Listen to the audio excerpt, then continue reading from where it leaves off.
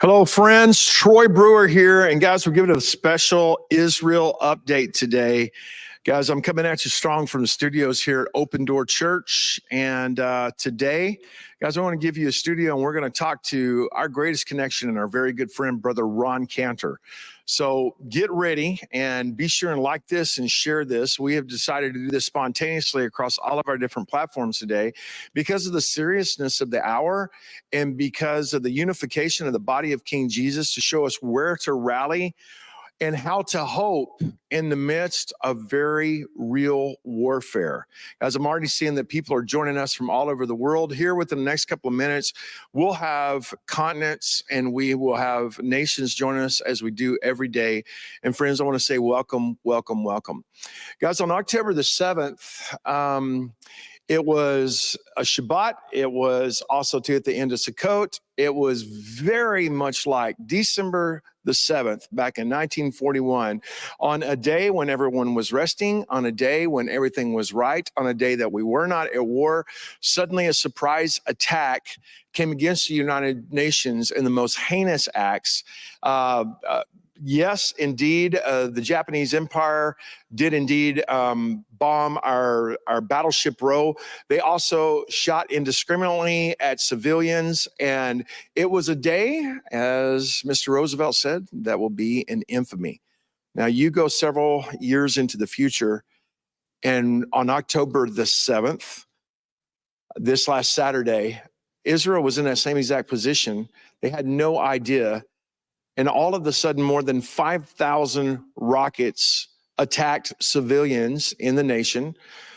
And suddenly they were literally, the enemy was invading the nation. The borders were down, they were destroyed, and they came in by parachute, they came in by land, and they came in by water. And what they did and the acts of savagery that took place are it's unprecedented. Now, this kind of thing has been happening to the Jewish people throughout the centuries. But what's unprecedented is that you and I can actually see it now on our phones. It's real. It's always been real. The anti-Semitism and the hatred towards Jews is something completely different. And the level of hostility that is in this part of the world that is now spread to all the world is nothing short of demonic. Children in cages, women hauled off to unknown horrors, old people hauled off to unknown horrors. It's a lot like waking up and you look out in your yard and there's 100 guys with machine guns wearing black and they're going door to door to door to murder, to rape, and to steal, and there's nobody coming to help.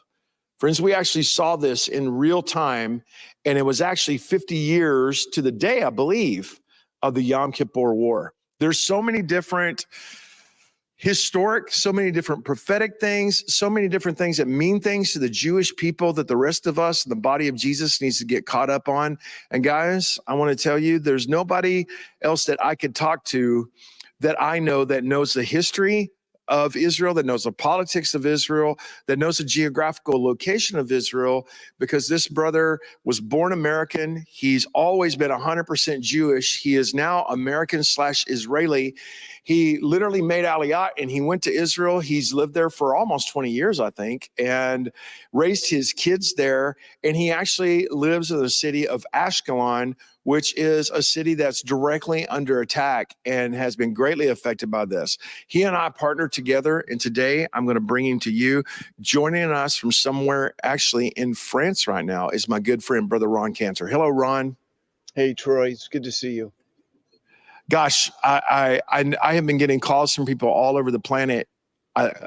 Literally, my private message system has blown up with people concerned for you, concerned for your bride, because everybody knows that I partner with you. You recently spoke here at Open Door Church. And first of all, we want to just say hello and tell you that we love you. There's so many people that want me to tell you personally that we love you and that we stand with you, with your family and with your nation. So let me just start off right there. Well, that means a lot to us. It has been the worst of times. There's no best. It's just the worst of times. We've never seen anything like it. I'm stuck here in France. are trying to get home. We have tickets on Friday, but we're trying to get it moved up so we can get out of here. And nothing. We love France. We appreciate them. In fact, our host here they have just rolled out the red carpet for us, knowing that we're stuck, and we're just broken. The people of Israel are just broken.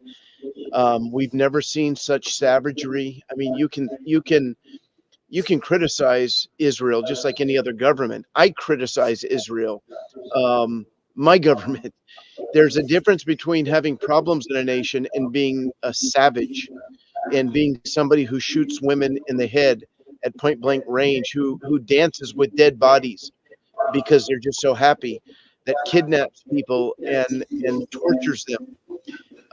The stories have just been, my wife and I were just sitting all day just crying, listening to stories and just crying. It's heartbreaking.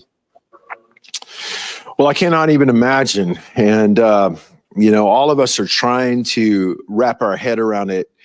I'm very, I've been to Ashkelon, and I love, in a strange way, even though I'm as Texan as you can be, I kind of feel like Israel's my nation too. A lot of Christians feel like that because of our affinity for them. We just love Israel so much. And then of course I know you, and I love you, and I love Tiferet Yeshua, and I love Messiah Mandate, and I love our friends there. And then this also too being during the Feast of Tabernacles, and the Yom Kippur War, and what happened 50 years ago. So tell us about the timing of this, and just tell us what's happened and what's happening. Well, I mean, you mentioned Yom Kippur, which 50 years ago, it was literally 50 years in one day, One day. where our government was kind of asleep at the wheel. It was a holiday. Yom Kippur isn't really a holiday. It's not a festive time. It's a somber time where the entire nation fasts. Everything's shut down. No stores are open. No cars are on the streets. And religious Jews are in the synagogue all day long, when suddenly, my wife tells the story. She was 7 years old. She looked up in the sky and there was just smoke everywhere. And suddenly you hear sirens, and buses were coming to the synagogue and taking young men. Her two older brothers were in the reserve army. Israel is a civilian army. It's not like America where you have soldiers and then the rest of us, everyone's in the army. And so when there is a war, the men are called up immediately to join in the reserves. Right now in Israel, over 300,000. We're only a country of 9 million. 300,000 men. Many of my friends, I've seen them on Facebook in uniform, leaving their families. Many young people have been called into the reserves. But in Yom Kippur 1973, we were attacked. We had in 1967 we won the 6-Day War, and we probably felt a little bit proud about that, and invincible. And then we were attacked. Now we won that war, but it was costly, and it was very similar to what happened on Saturday. It was Shabbat. It was the last day of Sukkot, which is probably the most festive day of the year, one of the most. There is what's called the water ceremony, that back in the temple, the Talmud said that the water ceremony, where it was poured out all over the temple floor, was, if you've never seen it, it says, then you don't know what joy is. So it's supposed to be the most joyous day. The word Simchat Torah, which is the beginning, that means joy of the Torah, the reading of the Torah. That's the beginning of the yearly cycle of reading. But many soldiers were home, and I'm just going to turn off my, let's see if I can do that. There we go. So it won't make noise every time. But soldiers were home, many of them given off for the weekend, for Shabbat, for the holiday. And so in our southern bases, we had a minimal presence there. Some of our bases were literally overtaken by Hamas, where girls, our precious, awesome, brave Israeli girls, were fighting them off. It's just unbelievable. But we weren't ready. I know there'll be a time in the future where Israelis, those in leadership, will have to give an account, because this is unacceptable. There's just no excuse for not being ready. There's no excuse for not having intelligence. We live in the Middle East. We're surrounded by people who want to kill us. There's just no, it's the greatest intelligence failure maybe since 9/11, since Pearl Harbor, as you mentioned. And we need to find out how it happened. But yeah, that was Saturday. And then suddenly, we woke up here, and Ilana, comes in crying, tells me to, turn on the news, and we're just stunned. It reminded me of the morning of 9/11. And then the stories throughout the day, or the past 3 days, have just been a heartbreaking. Just a few minutes ago, Elon and I were watching a woman on the news, and she was recounting her daughter. There was a festival in the South, and typically during our big holidays like Sukkot or the Passover holiday, kids will go out into the desert or into the fields, and there'll be these festival concerts. They'll last all night long. They're not doing good things. We're not here to judge them right now. That's minor compared to what happened, but many of them all up night, they're dancing, and then out of nowhere, the men are coming in these white trucks and on motorcycles, and just shooting, boom boom boom, just shooting, killing. They pulled out over 250 bodies from this field. But this mother, she said that her daughter called her first and said that a bunch of them got in a car and they escaped, and they were driving north. And then when she heard from her daughter again, she said, "Mom, we've been shot. I'm shot." Their car had been shot. Everyone in the car had been shot, but they were still alive. And one of the boys next to her is telling her who her mother, call my mother. And then the mother, she said, "I know I was lying. I was lying to her, but I said to her, tell me where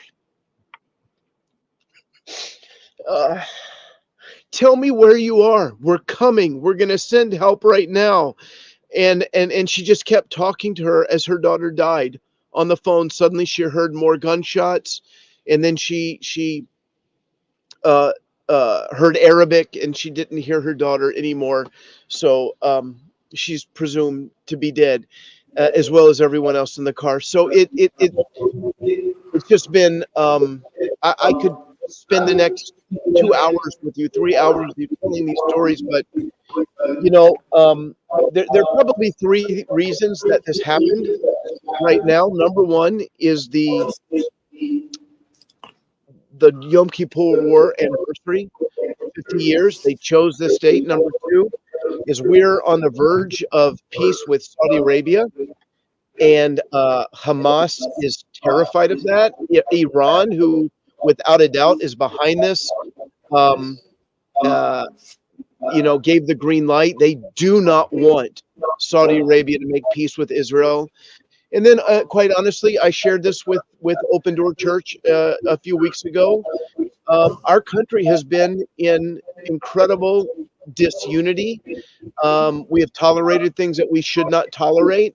And, the rabbis say that the reason the temple was destroyed back 2,000 years ago was because of something called sinat chinam, which means hatred without a cause, baseless hatred.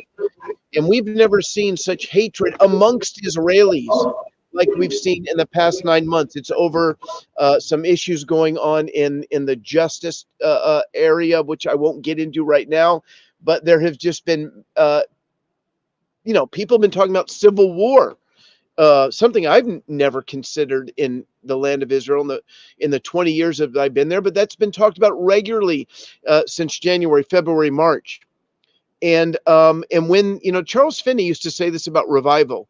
He said a revival can never be stopped from within, from without, from the journalist or the other religious people, but it can only be stopped from within when the believers begin to turn on each other, and there's jealousy and backbiting.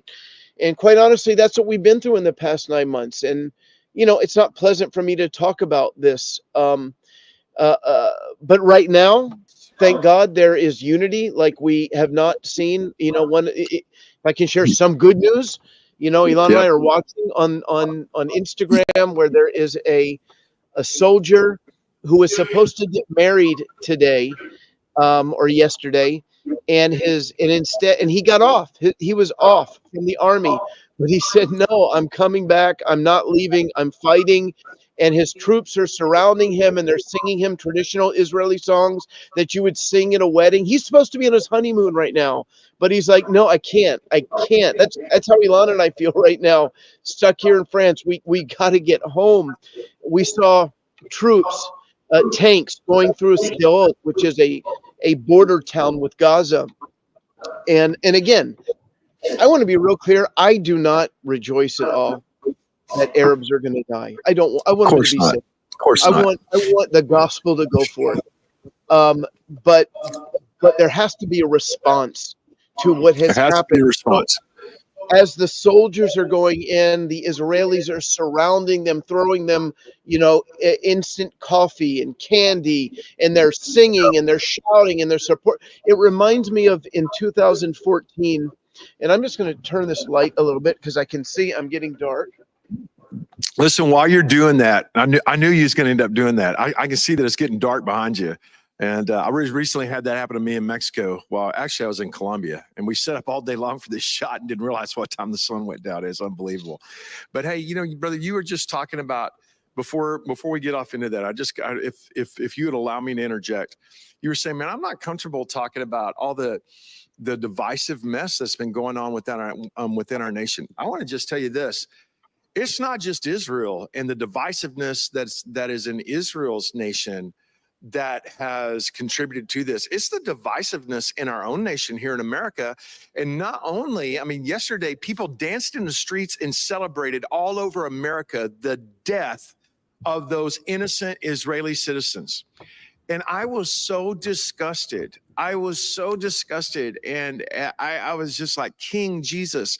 And also more than that, I actually told everybody Open Door Church yesterday, pray for our nation because we funded that. It was our government that just gave $6 billion to Iran, and we actually funded that. And if you want to know, just watch the news. And I guaranteed it yesterday, and then it has since come out within the news today, that many of those weapons that they have found were left over from the United States in Afghanistan, and they made their way. They made their way to Hamas terrorists. Those are American weapons, many of them, and it is funded by the United States of America. And it's like, how can that possibly be? And I'm not happy talking about that.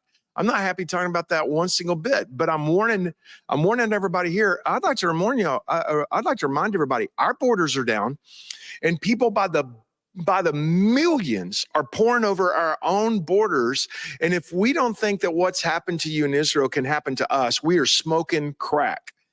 It is a present reality, brother. And I just want to say, to all of my Messianic friends and all of my Jewish and Hebrew friends, I am so sorry that we have participated in this in any way whatsoever. And I'm sick over it. And I want to stand with Israel.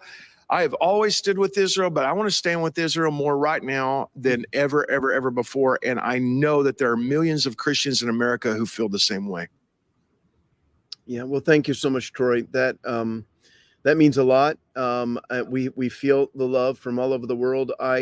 One of the things that I've tried to do, and it's crazy because I get so much email, but I try and answer every email I get, even if it's just 2 words. And I can't. I've got hundreds of unopened emails from people just saying they're praying for us, not for us. We don't need your prayer.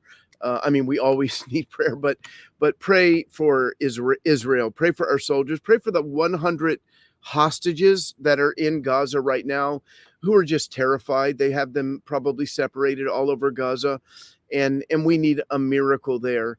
But having the Christian world behind us, it means everything. And the history of the church and the Jewish people is not pretty. The Jewish people have suffered quite a bit throughout the centuries from Christians in the Inquisition, in the Crusades. Jews have been killed by so-called Christians, and yes, Hitler was absolutely not a Christian, but a lot of Jews think he was. And he could not Mhm. have done what he did without 1900 years of really bad Christian theology. So when Jewish people think of Christianity, that's what they think of. But when Christians stand up and say, no, we're standing with the Jewish people, we love the Jewish people, we're supporting the Jewish people, that's something they haven't seen before. That is something new and something powerful. So I want to thank you. And one of the things we're doing is I am just emailing or texting back and forth with the CEO of Barzilai Hospital. That is our local Mhm. hospital in Ashkelon. And they, I've been talking to them for 6 months about building. This is a project they're doing, something way beyond our means as a ministry. They need $3 million. We're not that big, but we're trying to buy. They're trying to build a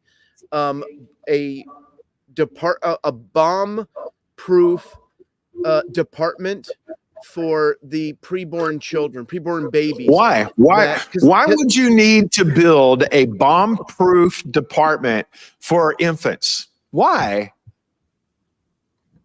It's nuts. Yeah. Okay. So literally yesterday, and I don't mean to interrupt you, man, but by the way, I want to just tell you this. Today, when we get done with this, I'm gonna send you $10,000, and that'll be my start off for this week. And I'm gonna send you $10,000 today. You're gonna find out so many different ways today and throughout the week of who you can help and how you can help. And I want to tell you, I promise you, brother, Troy Brewer Ministries is going to stand with you. I promise you. But yesterday you was saying this, that you was telling me this earlier today, that literally, Ron, they were having to, it was like a MASH. It was like the show MASH. Bombs were raining down on them while they were doing surgeries and while people were dying and while they were trying to fix people's broken bodies. They were literally, the hospital itself was being bombed. Yeah, our one of Ilana's childhood friends, this is her hometown. So we've lived in Tel Aviv for 20 years, and we recently moved back to Ilana's hometown to be close to her mom, who is elderly, and to help take care of her. And so it's for Ilana, it's like coming home. And one of her best friends growing up is an emergency room nurse. And she called up Ilana. I'm listening to the phone call on Saturday, and she just got a break. And she said there's bodies everywhere. She'd never seen, because we're the closest serious hospital to Gaza. And in Gaza, if you want to look at your map of Israel, go to Google Maps, you see Gaza in the south, or rather right in the middle western corner of Israel, this little strip of land, the Gaza Strip, but around it, it borders all of these small Israeli cities and towns, and but most of them don't have hospitals. So all of the wounded and dying were brought to Barzilai Hospital in Ashkelon. So she was just overwhelmed. And then yesterday, I was watching a doctor, one of the doctors online, and she was saying we just got hit with a rocket. So they're the frontline hospital, and yet they're under attack during the first few hours. Because a lot of people wonder, how did this happen? If I can just take a minute, Troy, and sorry, because Israel were really good at intelligence. How did Hamas pull this off? Well, number one, they use low tech technology, which is writing. They did not use phones. They planned this out either face to face or everything was in writing with couriers. And what they did is they had a diversion on Ashkelon and other towns in the south. At 6:30 on Saturday morning, they sent anywhere between, if you listen to Israel, it was 2,500 rockets. If you listen to Hamas, it was 5,000 rockets. And that overwhelmed our Iron Dome system. I mean, there's only so many that we can shoot down at a time. And so many of these rockets actually hit. I know in Ashkelon, several people died, but all that was a diversion. That wasn't the real attack. And so as this is happening, they sent these Zodiac boats, these speed boats from Gaza. You understand, Troy? I'm a 5-minute boat ride where I live. My apartment is 5 minutes from Gaza by boat, a fast speedboat. Yeah. and I don't know how many they sent, but they came right around and they made land on Israel, and they came in with machine guns. Others, if I understand correctly, there were 21 or 22 different spots on our foolproof fence. It's a technological fence that if you just get close to it or touch it, it doesn't electrocute you, but we know you're there. But what they did is they sent drones. I've heard one report that Iran put some, in the cyber war, that I don't know if so many rumors, but I do know that they sent drones and they blew up these cameras. So our intelligence folks couldn't see, security folks couldn't see it happening. And then they pulled down the fence in 22 different places, and hundreds of terrorists just poured into Israel. They caught us off guard, and we've never seen anything like it. Well, people were saying, hey, when we seen it here on the news, they were even using homing pigeons and things like that. I mean, crazy kind of stuff.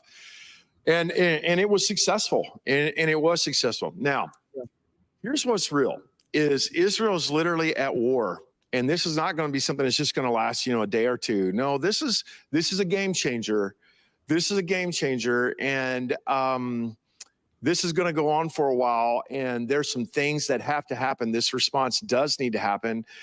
And also to the body of Jesus needs to be willing to wade out the media bias that is going to take place. Right now, the media is behind you, Ron. All the media, the whole world's like, Israel, Israel. They won't be a couple of days from now, like they historically have not been. And it's going to be very easy to waver. And I would just tell everybody, listen, we stand with Israel. We stand with them. And we have to rally. It's so easy for us to be unified in this. Go, no. If somebody was watching Lord of the Rings and they said, well, you can't wipe out the whole org army, right? I want to tell you, Hamas is the orc army. I'm sorry. I know that they're human beings, but know this, they're demoniac savages. And if anybody wants to be nicer than that, you're welcome to do that. I'm not going to be. Those are not our friends. They would have raped and killed my wife the same as they would have your wife, Ron, had Leanna been there, just like she was a month ago. And so I look at that and I go, no. I know exactly what this is. There are human beings that are being that are involved in this, but it's decades of being groomed against Israel, decades of believing that the Jewish people are monkeys, decades of you know what little boys should do? They should torture little Jewish boys in the street. And that's what they did. And there's no reasoning with this. And there's no reason for any of us to think that we can reason with it. We stand strong with Israel as Israel brings a strong response. And I literally hope that Hamas will be wiped off the planet Earth. That is not a hate speech. I'm saying, listen, ISIS needs to be wiped off the planet Earth. The Taliban needs to be wiped off the planet Earth. These bunch of jokers need to be wiped off the planet Earth. It is a demonic institution and it has to be dealt with. And I'm not sure that there are many Americans, many American Christians that understand the resolve that we need to be able to see to it that this never happens again. That's how I am. I'm in a chat with some friends that we went on a ministry study trip not long ago, and the guy who led us is a very brilliant guy, archaeologist, PhD, and I have a lot of respect for him. But somebody wrote, yesterday, hey, we're just so sorry. We're praying for you. This is horrible. And he wrote, quote unquote, praying for peace. Now, let's just be clear. We do want peace. We pray for peace all the time. But what he was really saying is, I'm not taking sides. If somebody breaks in your house and they start to rape your sister, and then your friend from across the way says, you know what, I'm just praying for peace between the rapist and your sister. No, you kill the rapist. You stop the rapist. Right. That's you what arrest you do. the rapist. Right. And what happens in it's like 9/11. Can you imagine somebody saying the next day, I just want you to know we're praying for peace between America and Al Qaeda. No, we're fighting a war against Al Qaeda. Exactly. And see, So what with happens is Hamas, you and I will be accused of saying that we have a hatred for the Palestinian people and for the Arab people. And of course, that is not the truth. We have many Palestinian friends. We have many Arab friends. yeah, And there are many Arab and Palestinian Christians that are suffering the wrath of these jokers the same as the Jewish absolutely. people are. And there's Yeah, terrible, there's no telling what's happening with the Christians over there today. There's no telling. And so now, of right. And course, we stand with them and we love them. and let me just be clear. In Gaza, the you might see people on TV rejoicing and assume that is the whole population. It's not.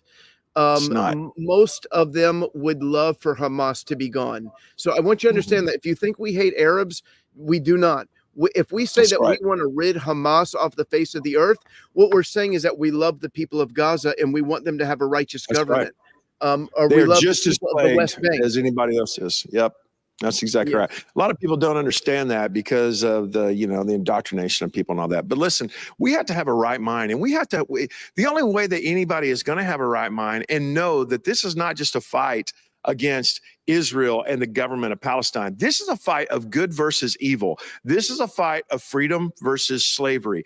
This is a fight of life over death. That's what this is. And it's because of this Hamas and this whole mess that is being, again, sadly funded by the United States of America. Even we are a part of it, and we cannot be a part of that. So let's talk about what the solution is, Ron. You're going to be finding out, number one, what would you say that you would hope and wish that Christians would do in response to this? Well, number one, I want to ask you to pray for the salvation of Israel. Yes. I'm not a super popular person in my own country. I love it. But because we have a TV station that shares the gospel in Hebrew, Shalanu TV, that is what we do. They wrote about me in the Jerusalem Post just a few weeks ago when we had an hour of prayer on Yom Kippur, and they wrote, Ron Cantor is a controversial figure in Israel because he seeks to convert Jews to Christianity, which is not true. I love them. I forgive them. It was actually comical because if you go on the street of Israel, nobody knows who I am. And the way they wrote it was like, but we don't try and convert people. We simply try and tell them that Yeshua, Jesus, is the Messiah of Israel. The people who got converted are the Gentiles. They came into this Jewish thing, and we can get into the theology of that Acts 15. Well, that's a great point. They will not stop being Jews as soon as they become Christians, and that's what they believe that you guys are doing, trying to un-Jewish the Jewish people with Christianity, and it's not that at all. It's that Jesus is the Jewish Messiah. That's who he is, and so that's right on. Right.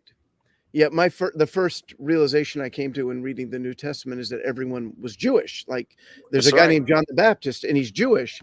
Mary is not Catholic; she's Jewish. And so, number one, I would ask you to pray for the. I would ask you to pray for the salvation of Israel. Number two, I want to ask you to pray for the hostages, that a miracle would take place because their situation is desperate, and just constantly pray for them. Number three, pray for the safety of our soldiers in the rest of the nation of Israel. And then number four, I think it was my friend Wayne Hillsden when he came up with the vision statement for a church called King of Kings that I used to be a part of in Jerusalem when we lived there. And he said part of their goal was to show Israelis the true face of Yeshua, of Jesus. And I talked earlier about the 2,000 years of anti-Semitism. So how do we reverse that? By doing practical things. We can't be like the guy in James that says, you know what, we're praying for you, be at peace, life is good. We have to do things. So, as you're able to support financially, and believe me, in our own ministry, which is evangelistic, I'm not asking you to support that right now. We're okay. I have a salary. We're going to be fine.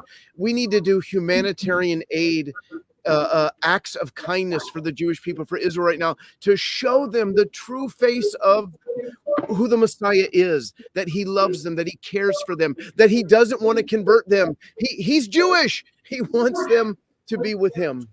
He wants them to be saved. Amen. Well, you know what? I know that you're going to come across families I mean, it's literally your neighborhood. It's your neighborhood, bro. Yeah. And I've been there. I've been to Ashkelon, and we've worked with you guys and worked with bomb shelters and the community center there, and your amazing daughter's food bank, and all the things that you guys do, and then the Messianic churches there. You guys are going to come across families that you're like, these are people that need to know that the Messianic Jewish people and the Gentile church stand with them, and we will walk them all the way through this mess in a very, very, very practical way. And I would love, sir, for you to share some of those families with me. And I'm telling you right now, brother, we will bless them and we will help them. Amen. And I know that churches are going to be responding. And so whatever you guys need, I want you to know we have people all over the world that this is who we are. This is what we do. And I'm telling you, we have a yes in our spirit. So please be the boots on the ground for us, sir. Please be the eyes and the ears, and find very practical ways and call me. And this ministry will say yes. Absolutely. And you'll see that happen. Troy, thank you so much. I want to just mention before we end, about an hour and a half ago, we got word that, as you just look at the numbers, Messianic Jews are about 0.5% of the country. So that's 1 out of every 200 people. We want to see that grow, but just by the numbers that, with 800 who have been killed, you're imagining 4 of those are Messianic. We just got word that a young man named David Brickner, part of a congregation, Beit Hallel, House of Praise, which my dear friend Israel Pachter, he's the pastor of. In fact, he works with the folks here in France that we're with. That this young man, David Brickner, was killed in battle. I don't know if that happened today or yesterday, but his name was released. So keep that family, the Brickner family, in your prayers. Stand with them, because they're just, I can't even imagine what they're going through right now. But as far as we know, he's the first believer, Messianic Jew, who has died. Every life is valuable. I don't want that to come across the wrong way, but he's part of our tribe. Part of your community, yeah. Yep. Yeah.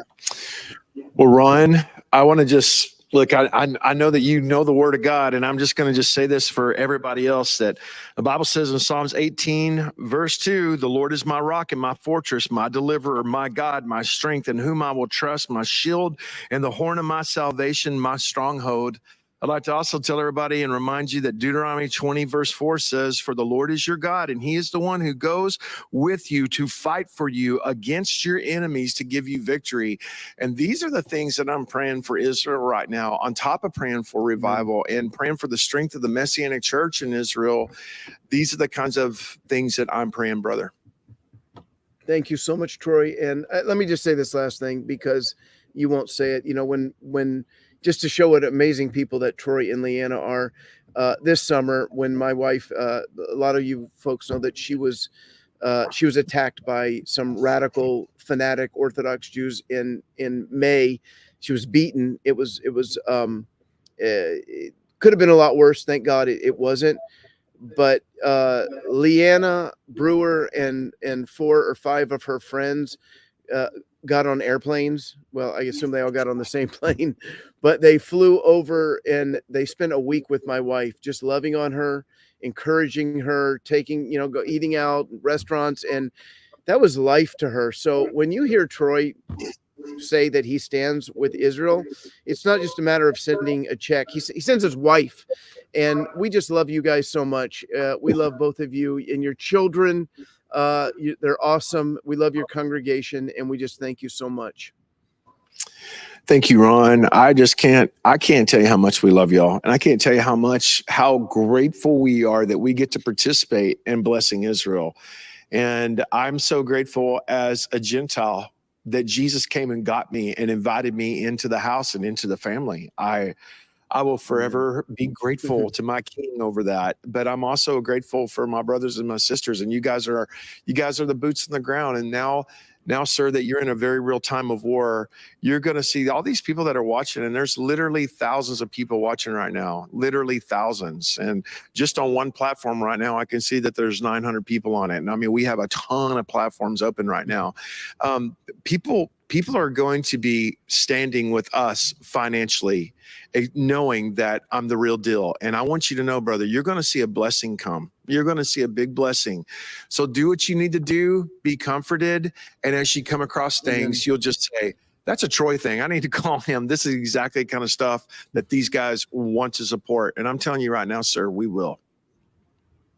If folks want to get our updates, we're trying to send out an update every day. You can just go to roncantor.com, and I'm not sure where. I think you hit the blog button and it will take you to a sign up sheet. You'll figure it out. We trust you guys, but we're sending out an update every day, and we'll keep you posted.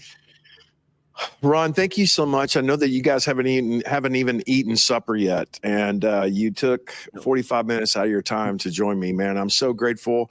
Tell Ilana that we love her, and I bless you, my friend. Shalom to you, sir. Shalom to you, sir. All right. Bye-bye, buddy. Well, guys, Ron Cantor, and again, seriously taking time out of his unbelievable day to talk to us because he loves us and because we partner with him. And I talked to him, said, hey, when can you do this? He said, well, how about right now? And I was like, okay, well, let's all run upstairs and let's go do this. I'm so grateful for the thousands of people that have joined us from all over the planet today, literally thousands of you. And guys, I don't know, what do you want to do? I'm telling you, I'm going to adopt families that have had hell go through this, and I'm adopting ministries through Ron's ministry that are actually doing the stuff. And I'm telling you, man, we're going to bless their socks off. We sure are. We're not just, we actually have to feed people, and we have to actually shelter people. And that's going to be a long haul, and we're going to have to help people through their grieving process. Well, that's what we do, and that's who we are.